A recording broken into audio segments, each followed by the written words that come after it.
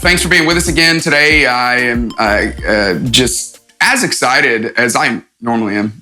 You probably get tired of hearing me say I'm excited, but I am excited because today I get to talk with some old friends who just happen to be experts on virtual culture, working from home. Welcome, Bryan and Shannon Miles. How are y'all doing today? What's going on, Clay? Thrilled to be here. Good to see you. Yes. You guys are at home today, just like everyone is at home today. We're always at home. Yeah. I was just going to say, but you're always at home. Hey, if you would, tell everybody a little bit about BELAY and tell everybody a little bit about how you got into this. Yeah, you bet. So Shannon and I, we started BELAY back in 2010. It's a virtual service company because we know it's really hard to find great people, especially around admin type things. And so we come along, busy leaders and busy organizations, and serve them with really great people around the U.S. We've been fortunate to work from home for the last 10 years. Our team has grown to 1,100 people all over the U.S. We're U.S. based, and we've never had an office, not once. And so we've learned a couple things about working remote and leading remotely, and hopefully we can share those things with everybody, and people will find help in that. Love that. 1,100 employees. 1,100 teammates. So it's a mix of employees and contractors. Yeah, gotcha. And hey, we should also at some point come back and have another conversation about when we're not in the middle of a global pandemic. Yeah. Maybe we can talk about working with your spouse, because you guys have led your company together since the inception of it. Tell us about that. How do you split up responsibilities? What's your standard answer on working together? Yeah, we did. We quit our jobs on the same day in 2010. So when we started the company, we went all in together and used our 401k to fund it. So we had to make this thing work. But, in the beginning, I think our biggest struggles were around figuring out the lanes that each of us should be functioning in and where our skills were best used in the organization. And a lot of that was tied to our personalities, our passions, our past experiences. And, in the early days, you're wearing all the hats. So defining those roles and responsibilities between the two of us was really key, especially as we started to grow and add on additional team members. But we get asked a lot about work-life balance and, family and work, and you work from home and you're married. How do you separate all of that? And the truth is we don't. It's just all very fluid for us. It works for us to have it all integrated. We talk about work with our kids. We go to school activities during the day. Like, it's just for us a very fluid work-life balance that, you have certainly different seasons where one is, you're pulled in one direction more than another. But I would choose that over a very rigid, got to shut it off at 5 o'clock, can't talk about business after that time kind of approach. That just won't work for us. Yeah, we're just two different people, and that's what's made it actually work, is her strengths are not mine and my strengths are not hers. And so, for example, I'm very, rubber meets the sky, and she's very much rubber meets the road. And that it really helps when you're talking about vision and, being forward looking versus execution in organization. And it's translated really well. And we've been very fortunate, for how we've been able to work together. I mean, we never fight. We've never disagreed on anything ever. Yeah. Shannon, I love what you said, though, that work-life balance, you just immediately started shaking your head, because the truth is work-life balance is really a myth for everyone. The idea of balance is just, it's so hard. It's impossible really to strike. So maybe at some point we can come back and have that conversation. But for today, you wrote a book called Virtual Culture, which I went to find my copy of it so I could. There you go. I was going to hold it up, but my copy's in my office at work, which I can't get to right now, or I'm choosing not to get to right now. Yeah. So there it is. I got you. I love the concept that you guys have really talked about for the last couple of years now. Or I know you've been leading this business for 10 years, but since this book has come out, I know you've probably talked more about it and spoken more about it.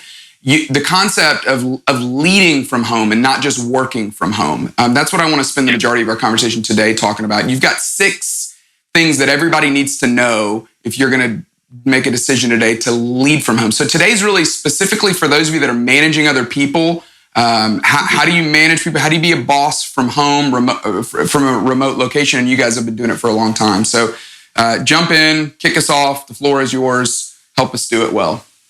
The funny thing, thanks, Clay. The funny thing with this book is that it's actually more relevant today than it was when it first launched back in 2018. You know, like I'm not sure many authors can say that, but it's kind of funny. We've had the opportunity to lead from home, and we've taught our leaders in our organizations how to do that in remote. So we thought we'd share some really simple, practical things with you guys and go from there. Do you want to go first? Yeah, I mean, let me just say this. We are an all remote company, but we had some face-to-face meetings planned with BELAY that we have had to restructure and do virtually too. So even though we are 100% remote, we're very comfortable working in this environment. We're having to adjust as an organization. So we have empathy for those leaders who are listening that are finding themselves at home for the first time, leading a team from home for the first time. And some of the practical tips that we'll share aren't going to feel a lot different than what you would do if you were in the office together. That's right. The basics still apply. So the first one that we'd love to share is just being really clear on what your expectations are for your team. Set those expectations. It's really easy to have your team miss expectations when you didn't set them clearly to begin with. And so really think about what that looks like in this season. We might be home for months with this. Who knows? And you probably have teammates that have kids that are with them, which is not an ideal work from home situation. So really negotiating what those expectations are so that your direct reports and the team members around them can be really, well set up to meet those expectations. The next one is an example of that. Let me jump in on that for real quick. What would be an example of an expectation that you'd want to make sure that was clear? I expect you to be available from 10 to 3 with a 30-minute response time on an email. Or I need this report on your activity, or the results are expected of you by end of week, every week while we're in quarantine. Or if you have to step away, you need to help your kids with an assignment or whatever. If you're going to be away for more than 45 minutes an hour, just give me a heads up so I'm not expecting a response from you that I'm not getting. Yeah, I think this is actually not our points, but it's so important to over communicate right now, especially if you're a leader. People can't read your minds, and remote doesn't make it any easier. So over communicate as much as humanly possible. The other one too is for the leader is let your teams know that when you're available. Yeah, it goes both ways. When I can take those ad hoc calls, like pretend like you're going to pop by my office. Instead, it's like you're going to pop by on Zoom. Is just say this is when I'm available. Just being really clear on that will help your team to access you. That's great. The next recommendation we would give is have really intentional meetings. Don't go dark. Don't cancel meetings that you think, if we were in the office, we would have met about this, but we'll just push it off. Like, keep your business running as close to what it was doing when you were in the office together. Keep that running remote. Use Zoom to video chat. Record those meetings for those who can't be there at a particular time. Have an agenda. Have people on video. Don't let them have the avatar on. Don't go on mute. Make it as close to the climate that you created in the office, but do it remote. There are some really practical things that go into having a great remote meeting that can really keep your culture as consistent as possible during this time. Super. Something else I think is really important right now for leaders is how they delegate. Right now, all the more is they should delegate results, not tasks. So give them, this is what I need from you, and give them the result, and don't give them the 82 things that are the tasks. Let them decide what those are right now. And you'll find that you're actually build trust with your team right now by just delegating a result, not the task. That's great. So the first one, be clear on expectations. Number 2, have really intentional meetings. Number 3, delegate results, not tasks. Number 4, extend grace. Especially during this time where everybody is dealing with the coronavirus in some way, shape, or form, whether it's something as simple as, man, I have to work from home, or man, I have to decide if I'm going to keep my team or not, if I can afford to do that. We're all in a very unusual, stressed environment. So now is the time more than ever for a leader to extend grace to their teams and to themselves. I think it really, this is not an ideal situation for working from home. So it's going to feel clunky and it's going to feel uncertain. So just cover it all with grace, and, don't be too draconian on your rules and everything because you're scared as a leader right now. We understand it would be really easy to just tighten the reins and choke the life out of the organization just to keep it going. But I think now is a time for our leadership to show up in a really tangible way by leading with grace. Yeah, that's so good to hear. And I guess it's even because I know you two personally, I know what driven people you are, which giving yourself grace is not, that's probably as much of a challenge for you two as it would be for anybody, because you are so high functioning, high result culture. I've even felt that in this season right now, because there's a huge opportunity for us as an organization to learn some new things and to try some new things. And I've been putting a lot of pressure on myself, but yet there's so little clarity as to what we should be doing, because we did an episode a couple of weeks ago on parenting in a pandemic, and the couple that I asked, they said, well, let's start with the last time we were in a pandemic. Here's what we learned. Ha ha ha. Of course, none of us have been in a pandemic. We don't know. This is all new for all of us. So what have you learned about giving yourself grace, and how have you balanced that with your personalities? It's funny. At the beginning of this year, we turned over the reins of the CEO role at BELAY to our former COO, Trisha. So we literally have just taken a different role in the organization of being the co-founders and co-chairs, and we have somebody entirely different for the first time running the organization. And it would be really tempting right now to cannonball back in and take back over because we're scared. But the truth is, we want this to be an opportunity for her to lead well and resource and equip her. So the first thing that we did when it started to become clear that the business climate was changing very rapidly about 10 days ago, we just said, how can we help you?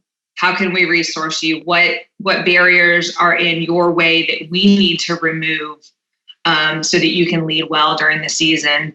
And I don't know that was hard, because we have a lot of faith and trust in her, but it felt like, man, should we be doing something else? Is that enough? What else should we be doing during this time? We made the right decision, to put her in that role. Yeah. And now it's our opportunity to serve her by resourcing and equipping her so that she can do her job as CEO. And I think that that's a good thing for leaders to be doing right now, is asking your team, what do you need? How can I help you? How can I serve you?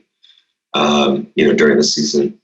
That is a great that's a great way to mine areas and opportunities where grace is needed. That question is such a simple question, but it's such a powerful and profound question, because it really will help surface that both in yourself, but also with your teammates. So let's move to number 5. Fifth big idea on leading others from home. Yeah, the best way to lead others is also to take care of yourself as a leader right now. Is to get up from your desk and stop, looking at the stock ticker and just take a deep breath, go outside, get some exercise, have a routine. We see a lot of leaders right now that are just sitting in front of their desk because they feel like that's the right thing they have to do. Yeah. And the truth is, they need to take care of their well-being. I know it's obvious, but you have to remind leaders that their well-being is incredibly important, not just the work product itself. I love that. And then the last thing I would say, number 6, is also have a little fun. We still are, we're still getting our corporate team together. We look like a giant Brady Bunch on the screen. Right. We're doing morning coffee talks. We're still doing things remotely and sharing those things with each other. You've got to find a way to have fun. Poke fun at yourself as a leader. Maybe there's a little video parody that a leader does for their team, or sending out gift cards to Grubhub and say, to your team and say, hey, and help your local community. Little things like that bring some light and some just a little bit of lightheartedness to your team is very important right now. Yeah, people talk about fun, but you two. It was shocking to me to see some of the stuff that you do, because you do not just talk about it. Give us, if you would, give us a little bit of behind the curtain. Tell us about your favorite music video that you two, the one that's most appropriate for a church crowd. Oh man, yeah. For many years, we would do music videos as a team. I think the first one was Gangnam Style, to date us a little bit in how old the business has gotten. We did Thrift Shop. That was a really fun one. Yeah, that was really fun. Sugar. We also did that Bruno Mars one down in Rosemary Beach. Oh, Uptown Funk. So, and y'all dress up, you play parts, you get involved just like anybody would. Yeah, we'll give you the video if you want to see it. It's I've seen a lot of them. You will? Okay. That's really fun. Hey, those are super helpful, super practical. And Bryan, you're right that it's not rocket science. It's not brand new, but it's the discipline of it that you guys have learned how to do. It seems to me from the outside looking in, that's made what you do so successful.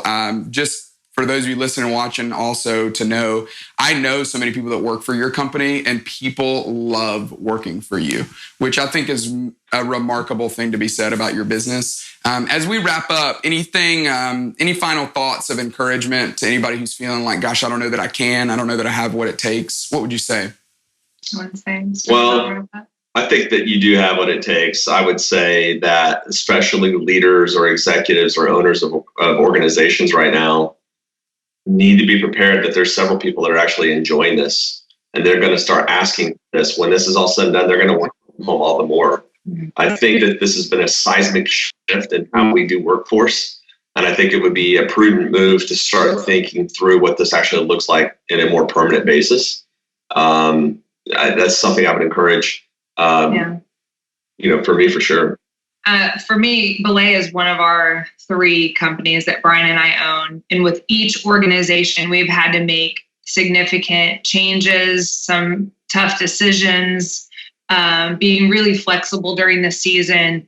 And so I would just encourage any leader out there who's either an owner or a runner of an organization or just leading a team.